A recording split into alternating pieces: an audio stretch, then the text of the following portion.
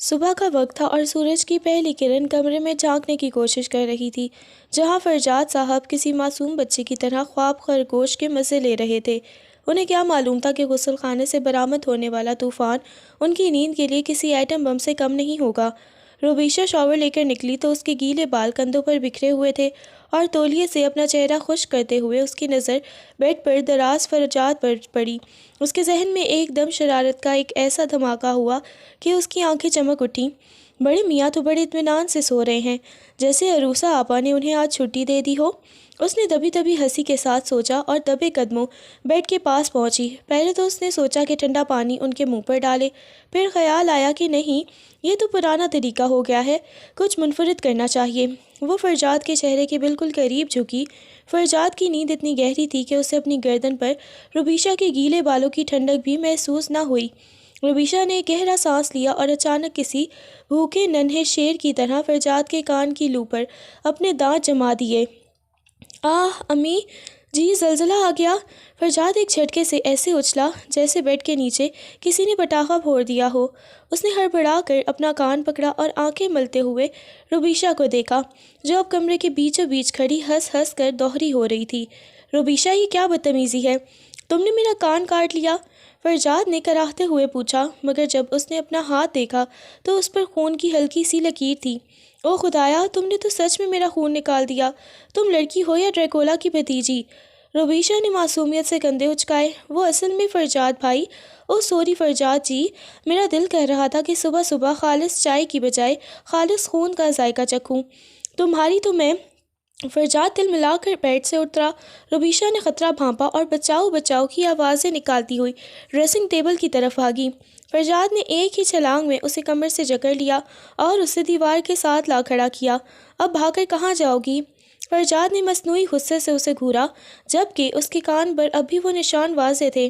تمہیں پتہ ہے عروسہ، اگر یہ دیکھ لیتی تو وہ تو تھانے میں رپورٹ لکھوا دیتی کہ اس کے شوہر کو پاگل بلی نے کاٹ لیا ہے۔ روبیشہ نے ہنستے ہوئے اپنا سر اس کے سینے پر ٹکا دیا۔ تو لکھوا دینا، کم از کم مجھے آپ کے ساتھ جیل میں تنہائی تو نصیب ہوگی۔ فرجاد نے شرارت سے مسکراتے ہوئے اس کی کمر میں ہاتھ ڈال کر اسے خود سے مزید قریب کیا۔ جیل کا تو پتہ نہیں، لیکن ابھی جو تم نے میرا حال کیا ہے اس کا بدلہ تمہیں لے کر رہوں گا۔ اس نے اچانک روبیشہ کی پسلیوں میں گدگدی کرنا شروع کر دی۔ روبیشہ جو پہلے ہی ہنسی سے نڈھال تھی، اب بری طرح تڑپنے لگی۔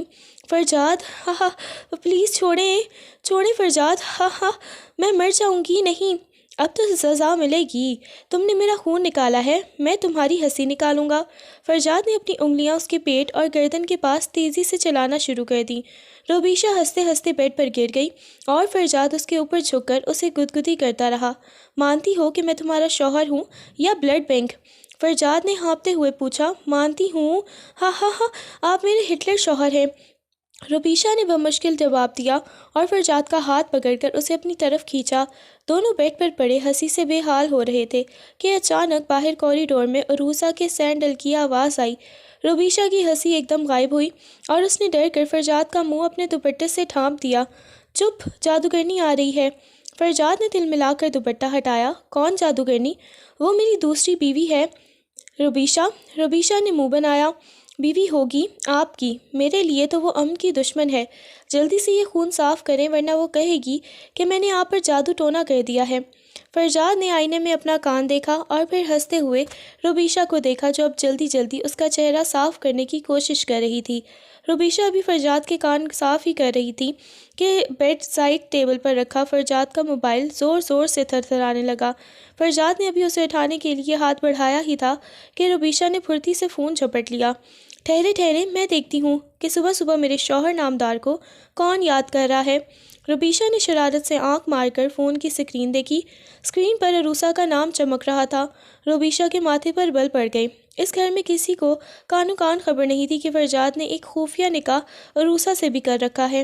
روبیشہ اسے صرف فرجاد کی کسی آفس کولیگ کے طور پر جانتی تھی، جو اکثر بے وقت فون کرتی تھی۔ یہ پھر اس عروسہ کا فون ہے۔ یہ خاتون کیا آپ کے دفتر کی چوکیدار ہے جو ہر وقت پہرا دیتی رہتی ہے؟ ربیشہ نے منہ بناتے ہوئے کال ریسیو کرنے کے لیے انگلی اسکرین پر رکھی۔ فرجاد کی تو جیسے ہاتھوں کے طوطے اڑ گئے، اس کے ماتھے پر پسینے کی بوندیں چمکنے لگیں۔ اگر ربیشہ نے فون اٹھا لیا اور دوسری طرف سے عروسہ نے بیگماتی حقوق والے لہجے میں بات شروع کر دی تو فرجاد کا اگلا ٹھکانہ ہسپتال یا قبرستان ہی ہوتا۔ ربیشہ رکو! فرجاد نے ایک جھٹکے سے آگے بڑھ کر اس کے ہاتھ سے فون ایسے کھینچا جیسے کسی بچے سے ماچس چھینی جاتی ہے۔ ارے کیا ہوا؟ اتنے پریشان کیوں ہو گئے؟ ربیشہ نے حیرت سے اسے دیکھا۔ فرجاد نے ایک مصنوعی سنجیدگی چہرے پر سجائی اور گلا صاف کرتے ہوئے بولا، ارے وہ تم نہیں سمجھو گی، آفس سے کال ہے، بہت ہی اہم فائل کا مسئلہ چل رہا ہے۔ یہ لوگ کام کے معاملے میں بہت سخت ہیں، تم بات کرو گی تو وہ سمجھیں گے کہ میں گھر پر عیاشیاں کر رہا ہوں۔ عیاشیاں ہی تو کر رہے ہیں آپ۔ ربیشہ نے اسے چھیڑتے ہوئے اس کا گریبان درست کیا۔ ایک تو آپ کا یہ دفتر بھی نا، بس جب دیکھو آپ کو مجھ سے چھین لیتا ہے۔ فرجاد نے دل ہی دل میں شکر ادا کیا کہ بات آئی گئی ہو گئی۔ فون اب بھی بج رہا تھا۔ اس نے ربیشہ کی نظروں سے بچتے ہوئے کال کاٹ دی اور موبائل اپنی جیب میں ڈال دیا۔ تم جاؤ، جا کر میرے لیے ناشتہ تیار کرواؤ، میں بس یہ آفس کا مسئلہ حل کر کے نیچے آتا ہوں۔ فرجاد نے اسے کمرے سے باہر نکالنے کے لیے پیار سے اس کے کندھے تھپتھپائے۔ ربیشہ نے پلٹ کر اسے گھورا۔ اچھا جی، ابھی تو آپ کو گدگدی ہو رہی تھی، اب بڑے آفیسر بن رہے ہیں۔ جا رہی ہوں بھائی، لیکن یاد رکھیے گا آج ناشتے میں آپ کو وہی پراٹھا ملے گا جس پر میں نے ربیشہ لکھا ہوا گا، تاکہ آپ کو یاد رہے کہ آپ کس کی قید میں ہیں۔ وہ ہنستی ہوئی کمرے سے باہر نکل گئی، جبکہ فرجاد نے دروازہ بند کر کے اپنی جیب سے فون نکالا اور ایک لمبا سانس لیا۔ موبائل پر اب عروسہ کے 5 مسڈ کالز اور ایک پیغام آ چکا تھا۔ فرجاد فون کیوں نہیں اٹھا رہے؟ کیا پھر اس چھوٹی چچی کی بیٹی کے ساتھ مصروف ہو؟ فرجاد نے جلدی سے الماری کھولی اور اپنی استری شدہ قمیض نکالنے لگا۔ ربیشہ جو بھی کمرے سے باہر جانے کا ارادہ کر ہی رہی تھی، پلٹ کر بیڈ پر ڈھیر ہو گئی اور دونوں ہاتھ ٹھوڑی کے نیچے رکھ کر اسے دیکھنے لگی۔ فرجاد جی، آج میرا دل کہہ رہا ہے کہ ہم کہیں باہر جائیں، موسم کتنا پیارا ہے، بارش ہونے والی ہے، آج آپ دفتر سے چھٹی کر لینا پلیز۔ ربیشہ نے معصومیت کی انتہا کرتے ہوئے اپنی پلکیں جھپکائیں۔ فرجاد نے گھڑی پر نظر ڈالی اور تیزی سے قمیص کے بٹن بند کرنے لگا۔ ناممکن ہے ربیشہ، آج آفس میں بہت ضروری میٹنگ ہے، اگر میں نہ گیا تو باس میرا کیما بنا دیں گے، تم سمجھا کرو، میں بہت جلدی واپس آ جاؤں گا۔ ہاں، میٹنگ میٹنگ اور میٹنگ، ایسا لگتا ہے جیسے آپ کی شادی مجھ سے نہیں اس میٹنگ سے ہی ہوئی ہے، ربیشہ نے منہ بسوٹ کر کہا اور پھر اچانک اسے ایک شرارت سوچی۔ فرجاد ابھی اپنی ٹائی باندھنے کی کوشش کر رہا تھا کہ ربیشہ بیڈ سے اچھلی اور اس کے بالکل پیچھے آ کر کھڑی ہو گئی۔ جیسے ہی فرجاد نے ٹائی کا ناٹ بنایا، ربیشہ نے پیچھے سے اس کی قمیص کے پلو کھینچ کر اسے باہر نکال دیا۔ ارے ربیشہ، یہ کیا کر رہی ہو؟ میں لیٹ ہو رہا ہوں۔ فرجاد نے آئینے میں اسے گھور کر دیکھا۔ ربیشہ نے شرارتی مسکراہٹ کے ساتھ اس کے کندھے پر سر رکھا۔ کچھ نہیں کر رہی، بس دیکھ رہی ہوں کہ میرا شوہر پر کون سا رنگ زیادہ جچتا ہے۔ فرجاد نے دوبارہ قمیص اندر کی تو ربیشہ نے اس کے بالوں میں ہاتھ پھیر کر اس کا سلیقے سے بنا ہوا ہیئر سٹائل بگاڑ دیا۔ اوہ، یہاں سے بال تھوڑے خراب لگ رہے تھے، اب ٹھیک ہے۔ اس نے ہنستے ہوئے فرجاد کے بال کسی چڑیا کے گھونسلے جیسے بنا دیے۔ فرجاد دل ملا اٹھا۔ ربیشہ، خدا کے لیے رک جاؤ، مجھے 10 منٹ میں نکلنا ہے۔ وہ جلدی سے دوبارہ کنگھی کرنے لگا، مگر ربیشہ کہاں ٹکنے والی تھی۔ وہ بچوں کی طرح کبھی اس کے جوتے چھپا رہی تھی تو کبھی اس کی گھڑی اپنی کلائی پر باندھ کر پورے کمرے میں بھاگ رہی تھی۔ اگر آپ نے چھٹی نہیں کی تو میں یہ گھڑی کبھی واپس نہیں دوں گی اور آپ کا لیپ ٹاپ چھت سے نیچے پھینک دوں گی۔ ربیشہ نے بیڈ کی دوسری طرف سے اسے چیلنج دیا۔ فرجاد اسے پکڑنے کے لیے بیڈ کی طرف لپکا۔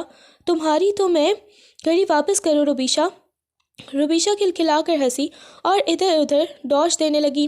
فرجاد اسے پکڑنے کی کوشش میں خود بھی ہنسنے لگا۔ تم بالکل بچی ہو، چاچو نے تمہیں ابھی تک بڑا کیوں نہیں کیا؟ کیونکہ میں نے آپ کا سر کھانے کے لیے ہمیشہ چھوٹے ہی رہنا ہے نا؟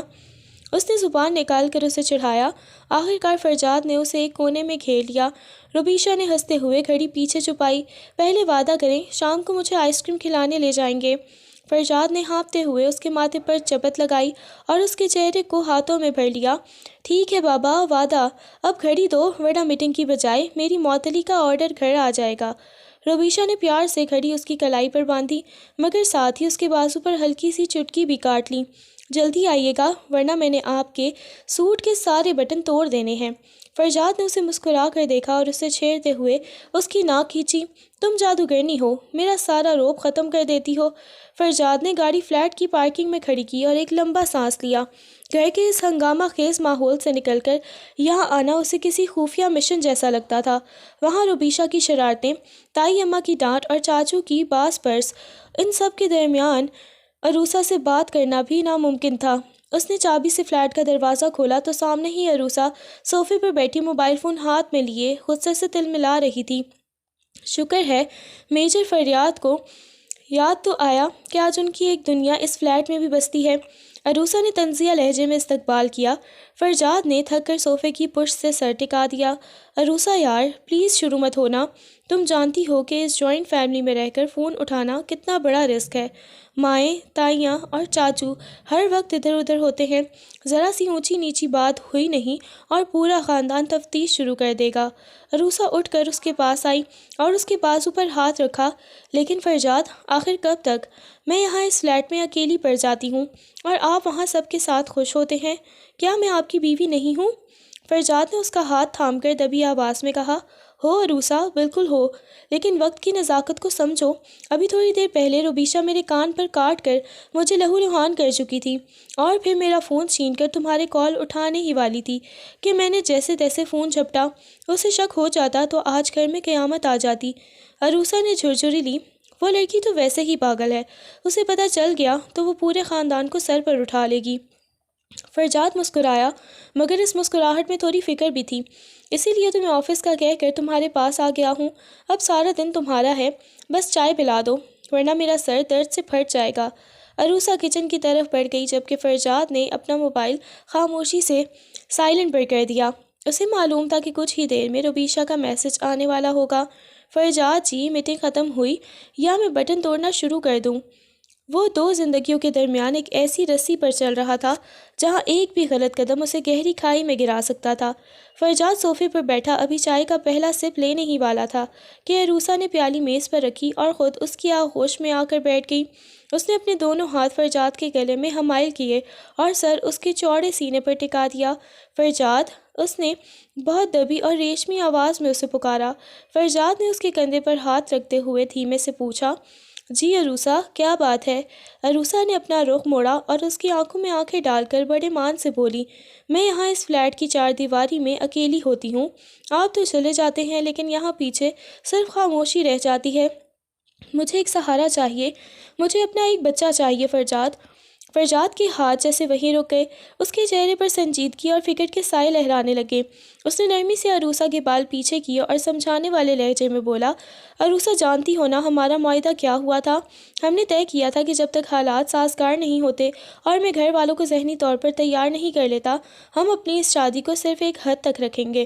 ایسا کوئی قدم نہیں اٹھائیں گے جس سے ذمہ داریاں بڑھ جائیں اور بات چھپانا ناممکن ہو جائے۔ عروسہ نے اس کے سینے پر اپنی انگلیاں پھیرتے ہوئے اس کی بات کاٹی، معاہدے دماغ سے ہوتے ہیں فرجاد، دل سے نہیں۔ میرا دل اب اس اکیلے پن سے گھبرانے لگا ہے۔ مجھے اس سے فرق نہیں پڑتا کہ خاندان والے کیا کہیں گے، مجھے بس آپ کا ایک عکس چاہیے جو میرے پاس رہے۔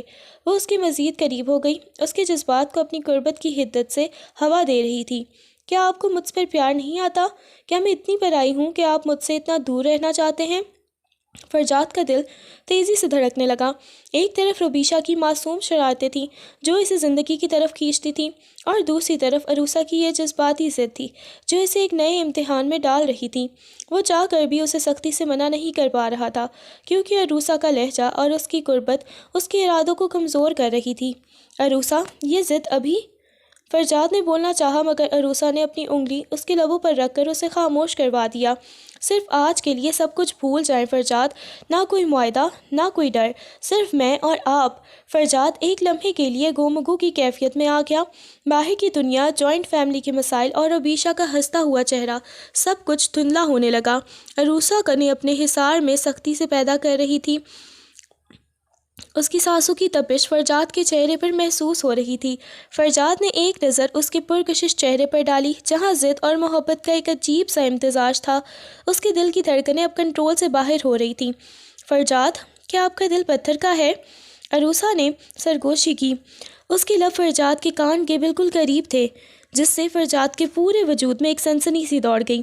فرجاد نے گہرا سانس لیا اور اپنے ہاتھ اس کی کمر پر جما دیے۔ اس نے محسوس کیا کہ وہ معاہدے اور اصولوں کی دیواریں جو اس نے اپنے گرد کھڑی کی تھیں وہ اب ریت کی طرح ڈھیر ہو رہی تھیں۔ عروسہ کی قربت نے اس کے حواس پر ایک جادو سا کر دیا تھا۔ اس نے نرمی سے عروسہ کا چہرہ اپنے ہاتھوں کے پیالے میں بھرا۔ اس کی انگلیاں عروسہ کی ریشمی جلد پر رقص کرنے لگیں۔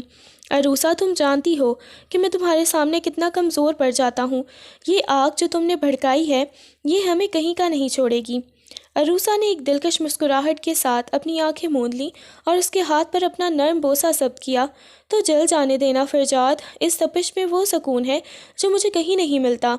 فرجاد نے اسے اپنی باہوں میں مزید بھینچ لیا جیسے وہ اسے خود میں جذب کر لینا چاہتا ہو۔ فلیٹ کے اس بند کمرے میں وقت جیسے تھم گیا تھا۔ باہر کی دنیا، روبیشہ کا شور اور خاندان کی بندشیں سب اس وقت اس رومانوی دھن میں گم ہو چکے تھے۔ اس نے عروسہ کی پیشانی پر اپنے لب رکھے اور پھر دھیرے دھیرے نیچے کی طرف بڑھا۔ اس لمحے فرجاد کے اندر کا مرد اپنی تمام تر مصلحتیں بھول چکا تھا۔ عروسہ کی خوشبو اس کے دماغ پر چھا گئی تھی اور اس کا ہر لمس اسے کسی دوسری ہی دنیا میں لے جا رہا تھا۔ کمرے کی مدھم روشنی میں ان کے سائے دیوار پر ایک دوسرے میں پیوست نظر آ رہے تھے۔ جذبات کا یہ طوفان اب کسی بندھن کو نہیں مان رہا تھا۔ فرجاد نے اسے اپنی گود میں اٹھایا اور قدم وہیں بیڈ روم کی طرف بڑھا دیے۔ خاموشی میں صرف ان کے دلوں کی دھڑکنوں کی آواز تھی جو کسی بڑے طوفان سے پہلے کا سکون محسوس ہو رہی تھی۔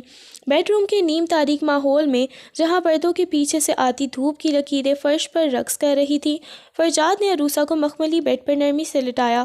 اس وقت فرجاد کے اعصاب پر ایک عجیب سی بے خودی طاری تھی۔ عروسہ کی آنکھوں میں موجود چمک اور اس کے چہرے پر پھیلی سرخی فرجاد کو پگھلانے کے لیے کافی تھی۔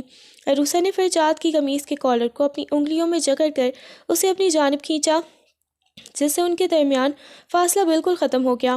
فرجاد کے چہرے کی تپش عروسہ کی سانسوں سے ٹکرا رہی تھی۔ آج آپ صرف میرے ہیں فرجاد، کوئی تیسرا ہمارے درمیان نہیں ہے۔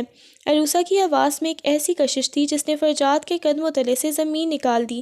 فرجاد نے اپنا ایک ہاتھ عروسہ کے سر کے نیچے رکھا اور دوسرا اس کے گالوں پر ٹھہرا دیا۔ اس کا لمس عروسہ کے جسم میں کرنٹ کی طرح دوڑ گیا۔ فرجاد نے جھک کر اس کی گردن کے قریب اپنی گرم سانسیں چھوڑیں جس سے عروسہ کے وجود میں ایک جھرجھری سی پیدا ہوئی۔ تم نے مجھے آج ہرا دیا عروسہ، فرجاد نے دبی دبی آواز میں کہا۔ اس کے الفاظ میں محبت کا وہ اعتراف تھا جو اب تک چھپائے ہوئے تھا۔ اس نے نرمی سے عروسہ کے بالوں کی لٹوں کو اس کے چہرے سے ہٹایا اور اس کی آنکھوں کے پپوٹوں پر اپنے لب رکھ دیے۔ یہ ایک ایسا خاموش معاہدہ تھا جہاں لفظوں کی گنجائش ختم ہو چکی تھی۔ کمرے کی فضا ان کے بڑھتے ہوئے جذبات کی حدت سے بوجھل ہونے لگی تھی۔ عروسہ نے اپنے ہاتھ فرجاد کی کمر پر کس لیے جیسے اسے یقین دلانا چاہتا ہو کہ وہ اسے کبھی خود سے دور نہیں ہونے دے گا۔ فرجاد نے اس کے قرب کی تپش کو اپنے پور پور میں محسوس کیا۔ اس کی دھڑکنیں اب ایک ایسی ترتیب سے چل رہی تھیں جو صرف عروسہ کے وجود کے گرد گھومتی تھیں۔ وقت جیسے رک گیا تھا اور وہ دونوں ایک ایسے حصار میں قید تھے جہاں صرف ان کے وجود کی خوشبو اور دلوں کی پکار سنائی دے رہی تھی۔ کمرے میں اب مکمل خاموشی تھی، صرف اے سی کی مدھم سی سائیں سائیں سنائی دے رہی تھی۔ وقت جیسے تھم چکا تھا۔ فرجاد کی آنکھیں چھت کی طرف جمی تھیں مگر اس کے ذہن میں خیالات کا ایک طوفان برپا تھا۔ عروسہ اس کے سینے پر سر رکھے گہری نیند سو چکی تھی۔ اس کے پریشان حال فرجاد کے کندھوں پر بال بکھرے ہوئے اور سینے پر بکھرے ہوئے تھے اور اس کا سانس لینے کا انداز اتنا پرسکون تھا جیسے اسے زندگی کی تمام خوشیاں مل گئی ہوں۔ لیکن فرجاد کے لیے یہ سکون عارضی ثابت ہوا۔ جیسے جیسے ہوش و حواس اپنی جگہ واپس آ رہے تھے فرجاد کو اپنے وجود کے اندر ایک بوجھ سا محسوس ہونے لگا۔ اسے بار بار اپنا وہ معاہدہ یاد آ رہا تھا جو اس نے خود سے اور حالات سے کیا تھا۔ یہ میں نے کیا کر دیا؟ اس نے سوچا اور ایک گہرا ٹھنڈا سانس لیا۔ اس نے نظر جھکا کر اپنے سینے پر سوئی ہوئی عروسہ کو دیکھا۔ اس کے چہرے پر ایک اطمینان تھا مگر فرجاد کا دل ڈوب رہا تھا۔ اسے رہ رہ کر اپنے بڑے گھر کا خیال آ رہا تھا جہاں اس کی جڑیں تھیں، جہاں روبیشہ اس کے انتظار میں دروازے کی طرف نظریں جمائے بیٹھی ہوگی۔ اسے اپنا آپ گنہگار سا لگنے لگا، عروسہ کے ساتھ نہیں بلکہ اس سچائی کے ساتھ جو اس نے سب سے چھپا رکھی تھی۔ اس نے بڑی احتیاط سے عروسہ کے بالوں کو اپنے سینے سے ہٹایا تاکہ اس کی نیند خراب نہ ہو۔ اس کے ذہن میں ایک دم روبیشہ کی وہ ہنسی گونجی جب وہ صبح اس کے کان پر کاٹ کر بھاگی تھی۔ وہ معصومیت، وہ بے فکری، اور یہاں یہ پیچیدگی۔ فرجاد کو شدت سے احساس ہوا کہ اس نے آج وہ حد پار کر لی ہے جس کے بعد واپسی کا راستہ بہت دھندلا ہو جاتا ہے۔ اب یہ صرف ایک خفیہ نکاح نہیں رہا تھا، بلکہ ایک ایسی حقیقت بن چکا تھا جس کے ثمرات اسے عمر بھر سمیٹنے پڑیں گے۔ اس نے کروٹ بدلنی چاہی، مگر عروسہ نے نیند میں ہی اس کا ہاتھ مزید سختی سے تھام لیا۔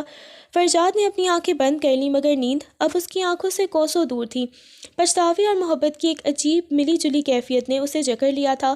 اسے لگ رہا تھا جیسے وہ دو متوازی زندگیوں کے بوجھ تلے دبتا ہی جا رہا ہے۔ فرجاد نے جیسے ہی حرکت کی، عروسہ کی بوجھل آنکھیں کھل گئیں۔ اس نے فرجاد کے چہرے پر چھائے پچھتاوے کے سائے بھانپ لیے۔ وہ خاموشی سے اٹھ کر بیڈ کی پشت سے ٹیک لگا کر بیٹھ گئی اور اپنی بکھری لٹوں کو سمیٹتے ہوئے فرجاد کو دیکھنے لگی، جو اب کمرے کی کھڑکی کے پاس جا کھڑا ہوا تھا اور باہر کی بے ترتیب ٹریفک کو دیکھ رہا تھا۔ آپ پچھتا رہے ہیں نا؟ عروسہ کی آواز میں ایک عجیب سی شکستگی تھی۔ فرجاد چونکا، مگر پلٹا نہیں۔ پچھتاوا نہیں عروسہ، خوف ہے۔ میں نے تم سے وعدہ کیا تھا کہ جب تک میں حالات سنبھال نہیں لیتا، ہم اس رشتے کو اس نہج پر نہیں لائیں گے کہ جہاں سے واپسی ناممکن ہو۔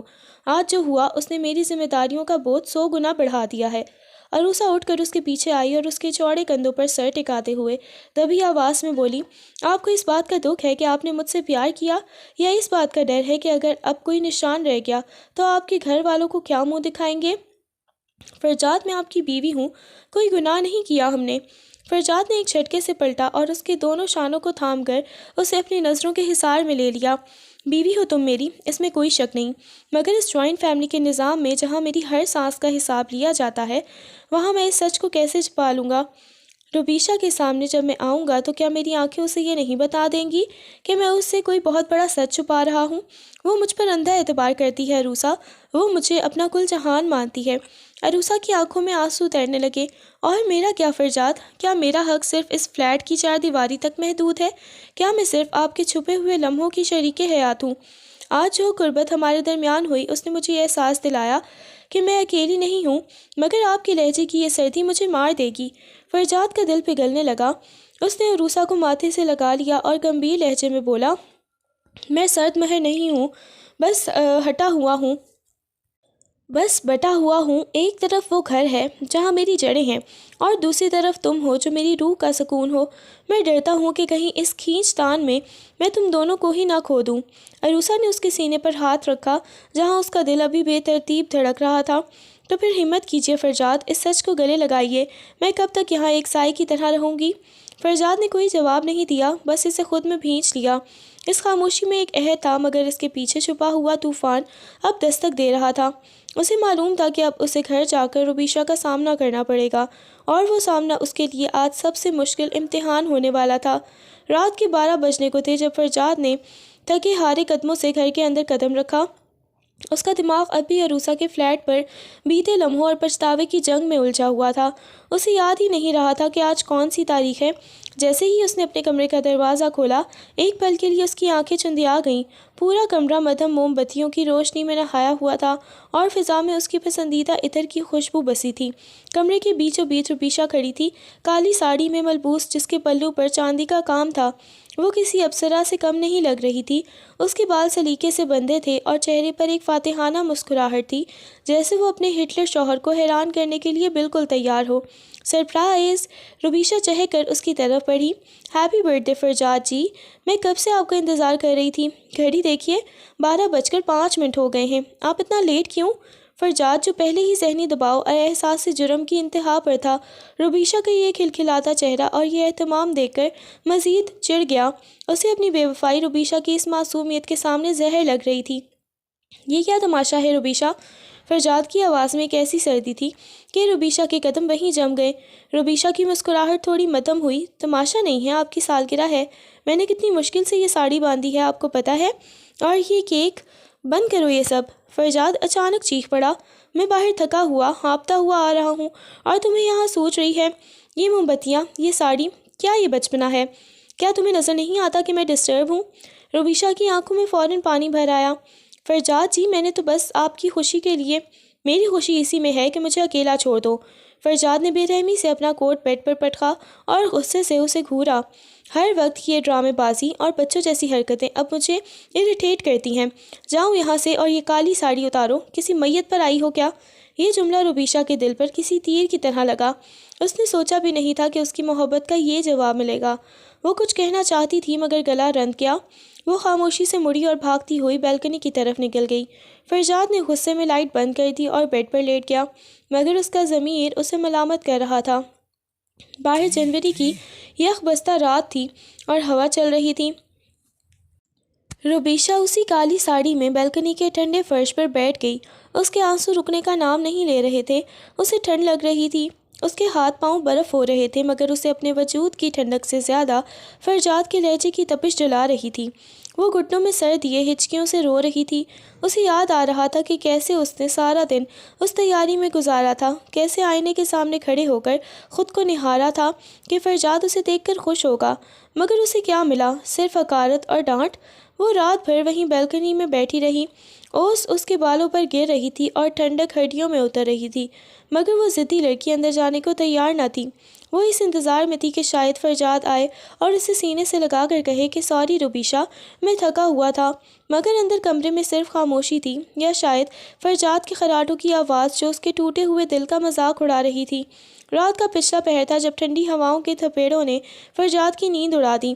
اسے ایک دم احساس ہوا کہ کمرہ غیر معمولی حد تک خاموش ہے اور بیلکنی کا دروازہ اب بھی کھلا ہوا ہے۔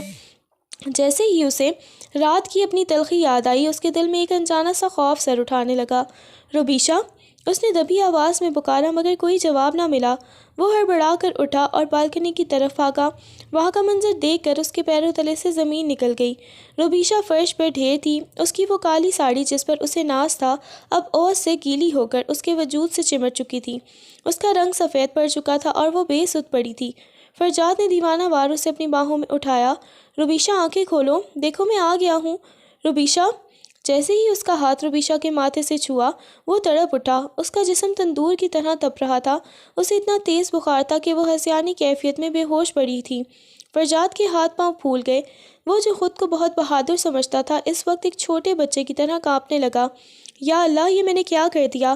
وہ اسے بیڈ پر لٹا کر دیوانوں کی طرح کبھی اس کے ہاتھ رگڑتا تو کبھی پانی لینے کچن کی طرف بھاگتا۔ روبیشہ نے نیم بے ہوشی میں کچھ بڑبڑانا شروع کر دیا۔ فرجاد جی، پلیز، میں میت پر نہیں آئی، میں نے تو صرف… اس کی آواز ہچکیوں میں دب گئی۔ فرجاد کا کلیجہ منہ کو آ گیا۔ اس نے اس کا سر اپنے سینے سے لگا لیا۔ نہیں میری جان، تم تو میری زندگی ہو، میں ایک پاگل ہوں کیا؟ مجھے معاف کر دو۔ میں اس کے تپتے ماتھے کو بار بار چوم رہا تھا۔ اس کی وہ آنکھوں سے آنسو بہہ کر روبیشہ کے چہرے پر گر رہے تھے۔ وہ فوراً ڈاکٹر کو فون کرنے لگا۔ اس کے ہاتھ اس قدر کانپ رہے تھے کہ موبائل بار بار اس کے ہاتھ سے چھوٹ رہا تھا۔ اسے اپنی ہر بات، اپنا ہر لفظ کسی زہریلے ناک کی طرح ڈس رہا تھا۔ اسے یاد آ رہا تھا کہ وہ عروسہ کے پاس سے سکون پا کر آیا تھا اور یہاں اس نے اپنی معصوم محبت کا خون کر دیا تھا۔ روبیشہ، اگر تمہیں کچھ ہو گیا تو میں خود کو کبھی معاف نہیں کروں گا۔ وہ اسے جھنجھوڑ رہا تھا مگر روبیشہ تو جیسے کسی دوسری دنیا میں جا چکی تھی۔ اس نے جلدی سے پٹیاں کیں، اسے کمبلوں سے چھپایا، مگر بخار تھا کہ ٹوٹنے کا نام نہیں لے رہا تھا۔ فرجاد کمرے میں ادھر سے ادھر چکر لگا رہا تھا، کبھی اللہ کے سامنے گر گراتا تو کبھی روبیشہ کے قدموں میں بیٹھ جاتا۔ اس کی حالت دیکھ کر لگ رہا تھا کہ اگر روبیشہ کو ہوش نہ آیا تو فرجاد سچ مچ پاگل ہو جائے گا۔ فجر کی اذانیں بلند ہو رہی تھیں اور فرجاد مصلے پر بیٹھ کر دھاڑے مار مار کر رو رہا تھا۔ اسے زندگی میں پہلی بار احساس ہوا تھا کہ دو بیویوں کا یہ کھیل اسے اس مقام پر لے آیا ہے جہاں وہ اپنی سب سے پیاری چیز کھونے کے دہانے پر کھڑا ہے۔ سورج کی پہلی کرن کمرے میں پھیلی تو روبیشہ نے بوجھل پلکیں کھولیں۔ سر میں ہتھوڑے برس رہے تھے اور گلا کانٹوں کی طرح چبھ رہا تھا۔ سامنے ہی فرجاد پریشانی کی تصویر بنا بیٹھا تھا۔ اس کی آنکھیں رات بھر رونے کی وجہ سے سرخ تھیں۔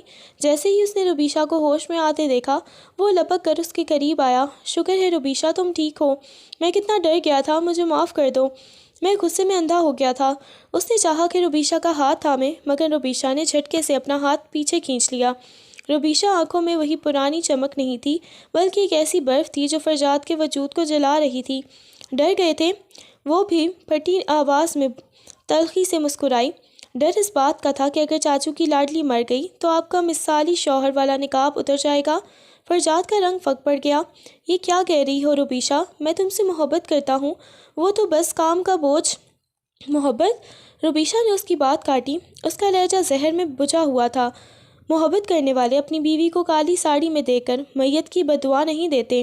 آپ کو مجھ سے محبت نہیں ہے فرجاد جی، آپ کو صرف مجھ پر حکم چلانے کی عادت ہے۔ آپ کو تو ایک ایسے مرد ہیں جو باہر سے اپنی انا کی تسکین کر کے گھر آتے ہیں اور اس کا غصہ مجھ جیسے کھلونے پر نکالتے ہیں۔ فرجاد کو اپنی ملامت اب غصے میں بدلتی محسوس ہوئی۔ تم حد پار کر رہی ہو روبیشہ، میں اپنی غلطی مان رہا ہوں، معافی مانگ رہا ہوں۔ معافی؟ روبیشہ بیڈ پر سہارا لے کر بیٹھ گئی۔ اس کا تپتا ہوا وجود کانپ رہا تھا مگر زبان قابو میں نہ تھی۔ آپ جیسے منافق مرد کی معافی کی کوئی اوقات نہیں۔ مجھے تو اب آپ کی شکل سے بھی گھن آنے لگی ہے۔ آپ کی شخصیت کے پیچھے کوئی ایسا کالا سچ ہے جو آپ کو اندر سے کھا رہا ہے اور آپ اس کا بدلہ مجھ سے لے رہے ہیں۔ آپ ایک گھٹیا انسان ہیں فرجاد۔ روبیشہ فرجاد دھاڑا اور اپنا ہاتھ ہوا میں لہرایا مگر اسے بیچ میں ہی روک لیا۔ اس کا چہرہ غصے سے تمتما اٹھا۔ تمہاری زبان بہت زیادہ چلنے لگی ہے۔ میں نے تمہیں سر پر چڑھا رکھا ہے، اس کا یہ مطلب نہیں کہ تم میری مردانگی اور میری شخصیت پر کیچڑ اچھالو۔ مردانگی؟ روبیشہ نے ایک طنزیہ کہکہا لگایا۔ مرد وہ ہوتا ہے جس کا کردار آئینے کی طرح صاف ہو۔ آپ تو ایک دھندلی تصویر ہیں جس کے پیچھے نہ جانے کتنے چہرے چھپے ہیں۔ آپ سچ مچ ایک بزدل انسان ہیں جو سچ بولنے کی ہمت نہیں رکھتا۔ فرجاد کے صبر کا پیمانہ لبریز ہو گیا۔ وہ بستر سے اٹھا اور غصے سے اسے گھورا۔ ٹھیک ہے، اگر تمہیں لگتا ہے کہ میں گھٹیا اور بزدل ہوں تو اب میں تمہیں اپنی شکل بھی نہیں دکھاؤں گا۔ تم اس نفرت کے لائق ہی ہو جو میں نے کل دکھائی تھی۔ وہ پیر پٹکتا ہوا کمرے سے باہر نکل گیا اور زور سے دروازہ بند کیا جس کی گونج روبیشہ کے خالی دل میں سنائی دی۔ روبیشہ نے ایک بار پھر تکیے میں منہ چھپا لیا۔ اس بار وہ رو نہیں رہی تھی، اس کا دل پتھر کا ہو رہا تھا۔ اسے فرجاد کی ہر بات پر شک ہونے لگا تھا۔ روبیشہ کی تپتی آنکھوں میں اب آنسو نہیں بلکہ وہ آتش فشاں تھے جو پھٹنے کے لیے تیار تھے۔ اس نے تھر تھراتے ہاتھوں سے بیڈ پر پڑا اپنا موبائل اٹھایا۔ اس کی نظریں ان تصاویر پر جم گئیں جو پچھلی رات کسی نامعلوم نمبر سے اسے بھیجی گئی تھیں۔ ان تصاویر میں فرجاد کسی اور ہی دنیا میں تھا، عروسہ کے ساتھ اتنا قریب کہ دیکھ کر ہی روبیشہ کا جی متلا اٹھا۔ اس نے وہ ساری تیاری، وہ کالی ساڑی، وہ سجی ہوئی محفل صرف اسی لیے سجائی تھی کہ شاید وہ تصویریں جھوٹی ثابت ہو جائیں، شاید وہ فرجاد کو اپنی طرف مائل کر کے اس شک کو شکست دے دے۔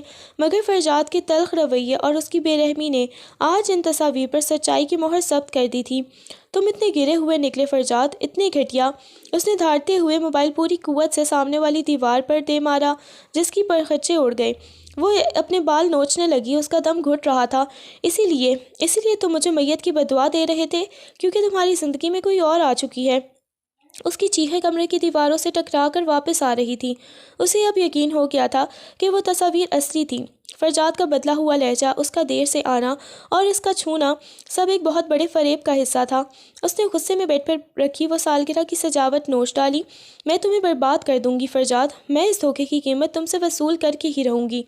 اس کی آواز میں اب وہ معصوم روبیشہ نہیں تھی بلکہ ایک زخمی شیرنی تھی جس کا سب کچھ لٹ چکا تھا۔ روبیشہ اور فرجاد کے درمیان اب ایک ایسی دیوار کھڑی ہو چکی تھی جسے عبور کرنا ناممکن لگ رہا تھا۔ روبیشہ نے خود کو ایک خول میں بند کر لیا تھا۔ وہ گھر کے کام کاج تو کر رہی تھی مگر فرجاد کے لیے وہ اب ایک زندہ لاش کی طرح تھی۔ نہ کوئی شرارت، نہ کوئی شکایت اور نہ ہی وہ پرانی محبت بھری نظریں۔ فرجاد جب بھی اس سے بات کرنے کی کوشش کرتا وہ ایک ایسی سرد نظروں سے دیکھتی کہ اس کے الفاظ حلق میں ہی دم توڑ دیتے۔ ادھر شہر کے دوسرے کونے میں فلیٹ کی فضا بھی بدل چکی تھی۔ عروسہ کے رویے میں اب وہ پہلی والی لجاجت نہیں رہی تھی بلکہ اب اس کے لہجے میں ایک فاتحانہ غرور آ گیا تھا۔ فرجاد جب شام کو تھکا ہارا عروسہ کے فلیٹ پر پہنچا تو عروسہ نے اسے ہمیشہ کی طرح خوش اخلاقی سے خوش آمدید نہیں کہا۔ وہ صوفے پر بیٹھی ایک میڈیکل رپورٹ ہاتھ میں لیے مسکرا رہی تھی۔ آ گئے آپ؟ اس نے سپاٹ لہجے میں پوچھا۔ فرجاد نے اپنا بیگ صوفے پر پٹکا اور صوفے پر گر گیا۔ عروسہ پلیز، آج میرا سر بہت درد کر رہا ہے، گھر میں بھی سکون نہیں ہے اور اب وہاں سکون ہوگا بھی نہیں فرجاد۔ عروسہ نے بات کاٹی اور وہ رپورٹ اس کے سامنے میز پر رکھ دی۔ کیونکہ اب میں آپ کو مزید چھپنے کی اجازت نہیں دوں گی، میں ماں بننے والی ہوں۔ فرجاد کے پیروں تلے سے زمین نکل گئی۔ اس نے رپورٹ اٹھائی، اس کی آنکھوں کے سامنے اندھیرا چھانے لگا۔ یہ کیسے؟ میرا مطلب ہے ابھی تو ہم نے طے کیا تھا کہ طے آپ نے کیا تھا، میں نے نہیں۔ عروسہ اٹھ کر اس کے سامنے آ کھڑی ہوئی۔ اب اس بچے کا مستقبل اس بند فلیٹ میں نہیں بلکہ آپ کے اس بڑے گھر میں طے ہوگا۔ مجھے اب دوسری بیوی کا لیبل نہیں چاہیے، مجھے وہ مقام چاہیے جس کی میں حقدار ہوں۔ فرجاد نے لرزتی آواز میں کہا۔ عروسہ تم پاگل ہو گئی ہو، اگر گھر والوں کو اس وقت پتہ چلا تو قیامت آ جائے گی۔ روبیشہ پہلے ہی مجھ سے بدظن ہے، وہ برداشت نہیں کر پائے گی۔ عروسہ نے ایک طنزیہ کہکہا لگایا۔ روبیشہ؟ وہی چھوٹی کزن فرجاد، اگر آپ نے 1 ہفتے کے اندر مجھے اپنے گھر لے جانے کا اعلان نہیں کیا تو میں خود وہاں پہنچ جاؤں گی، اور میرے پاس صرف یہ رپورٹ نہیں بلکہ ہمارے نکاح نامے کی کاپی بھی ہے۔ آپ مجھے بلیک میلر سمجھیں یا مجبور ماں، مگر اب میں پیچھے نہیں ہٹوں گی۔ فرجاد نے اپنا سر ہاتھوں میں تھام لیا۔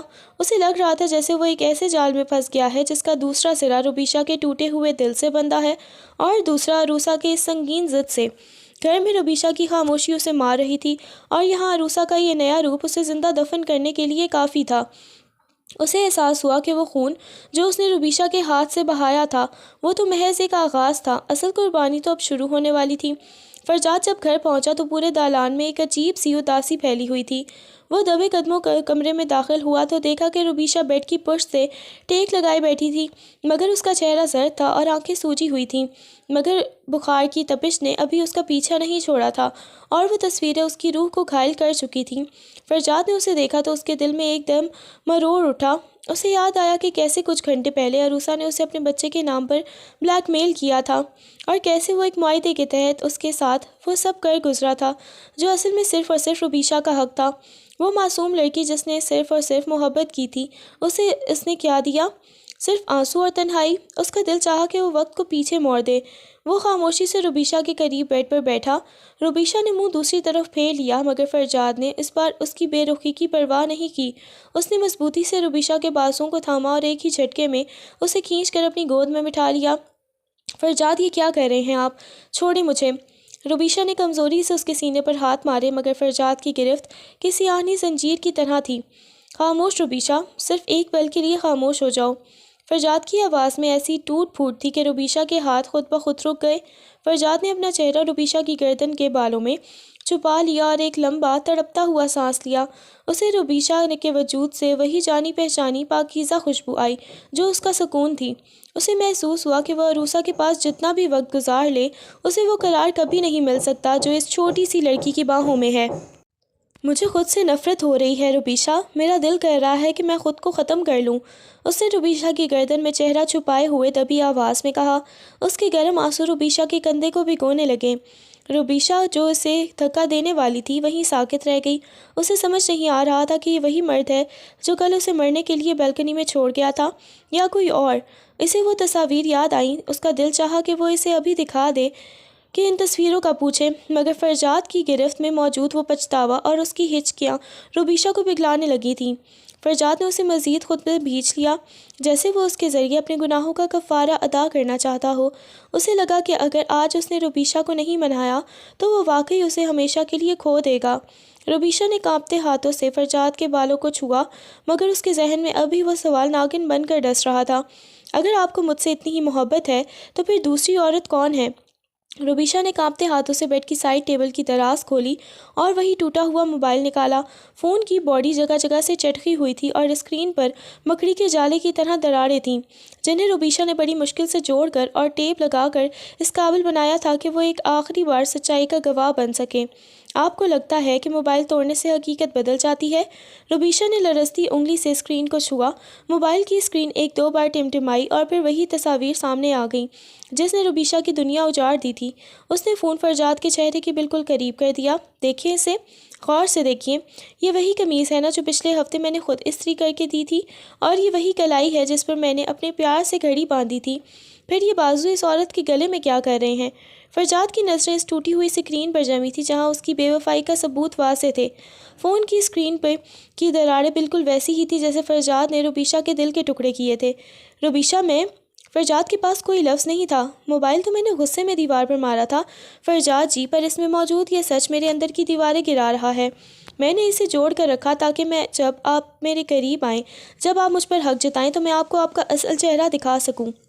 اس نے فون بیڈ پر پٹک دیا جس سے اس کی اسکرین ایک بار پھر بجھ گئی۔ بتائیں مجھے، کون ہے یہ؟ اور میرا قصور کیا تھا؟ کیا میں نے محبت کم کی تھی یا آپ کی ہوس زیادہ تھی؟ روبیشہ کا لہجہ اب چیخ بن چکا تھا۔ فرجاد نے ایک گہرا سانس لیا۔ اسے محسوس ہوا کہ اب جھوٹ کی گنجائش ختم ہو چکی ہے۔ اس نے اپنی آنکھیں بند کر لیں اور پھر ایک ایسا سچ اگل دیا جس نے جلدی پر تیل کا کام کیا۔ روبیشہ، وہ عروسہ ہے، میری بیوی، اور اب وہ ماں بننے والی ہے۔ کمرے میں جیسے موت جیسی خاموشی چھا گئی۔ روبیشہ کے ہاتھ پیر سن ہو گئے۔ اسے لگا جیسے کسی نے اس کے تپتے ہوئے جسم پر برف ڈال دی ہو۔ ماں؟ اس نے بمشکل یہ لفظ ادا کیا۔ اس کا وہ سچ سکھانے کا حوصلہ اب مکمل طور پر ٹوٹ چکا تھا۔ روبیشہ کے اعصاب جواب دے چکے تھے۔ ماں بننے والی ہے، یہ الفاظ اس کے کانوں میں کسی زہریلے ناک کے ڈسنے کی طرح گونج رہے تھے۔ اس کا بخار سے تپتا جسم اب غصے کی آگ میں جلنے لگا۔ تم اتنے گرے ہوئے انسان ہو فرجاد، تم نے مجھے جیتے جی مار دیا۔ وہ ایک وحشیانہ چیخ کے ساتھ فرجاد پر جھپٹی۔ اس نے اپنی پوری قوت جمع کر کے فرجاد کے سینے پر مکے برسانے شروع کر دیے۔ کیوں کیا ایسا؟ بولو، کیا کمی تھی میری محبت میں؟ وہ دیوانی ہو چکی تھی۔ اس نے فرجاد کے گریبان کو مٹھیوں میں جکڑ کر اسے جھنجھوڑا اور اس کے چہرے پر بے دربے تھپڑ مارنے لگی۔ فرجاد نے اس کے ہاتھ روکنے کی کوشش کی، مگر روبیشہ کی گرفت میں اس وقت بلا کی طاقت تھی۔ روبیشہ، ہوش کرو، میری بات تو سنو۔ فرجاد نے اسے سنبھالنا چاہا، مگر روبیشہ اسے پیچھے دھکیلتے ہوئے چلائی، اب سننے کو کچھ بچا ہے کیا؟ تم نے میرا مان، میرا غرور سب مٹی میں ملا دیا۔ اچانک وہ پیچھے ہٹی، اس کی نظر سائڈ ٹیبل پر رکھے بھاری کانچ کے گلدان پر پڑی۔ اس نے بنا سوچے سمجھے وہ گلدان اٹھایا اور پوری قوت سے فرش پر دے مارا۔ ٹھا کی آواز زوردار آواز کے ساتھ گلدان کے ہزاروں ٹکڑے پورے کمرے میں بکھر گئے۔ فرجاد ساکت رہ گیا، مگر روبیشہ کا جنون ابھی ختم نہیں ہوا تھا۔ وہ تیزی سے نیچے جھکی اور گلدان کا ایک بڑا، نوکیلا اور تیز دھار ٹکڑا اٹھا لیا۔